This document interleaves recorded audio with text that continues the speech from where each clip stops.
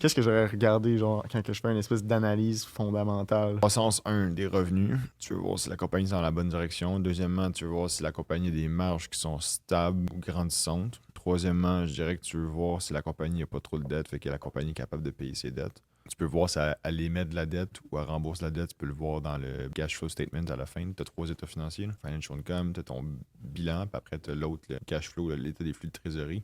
Dans celui-là, tu peux voir si la compagnie émet ou elle paye la dette. Après ça, ça serait les multiples d'évaluation, price earning, price to sales des fois aussi. Puis après la compagnie, l'argent, avec l'équité de la compagnie, c'est quoi le rendement qu'ils génèrent là-dessus pour savoir si c'est des bons gestionnaires. Puis ça serait le ROE, Return on Equity. C'est souvent ça sur les sites de finance en ligne.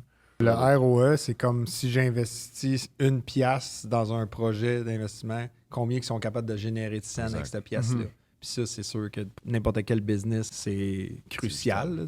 Est-ce que tu le redonnes aux actionnaires ou tu investis dans une croissance future, tu achètes un entrepôt, tu achètes un autre business, etc. Je sais que le marché est beaucoup influencé par les guidance, les projections futures, le futur cash flow. Vraiment important sur ça, c'est quasiment juste ça ou presque qui bouge le stock. Là. Dans 12 mois, combien de profits ou c'est quoi la croissance. Une règle de pouce que j'ai appris assez tôt, c'était oui, un stock peut se trader à 50 fois ses bénéfices, mais est-ce qu'il grandit plus ou moins à 50% par année de croissance?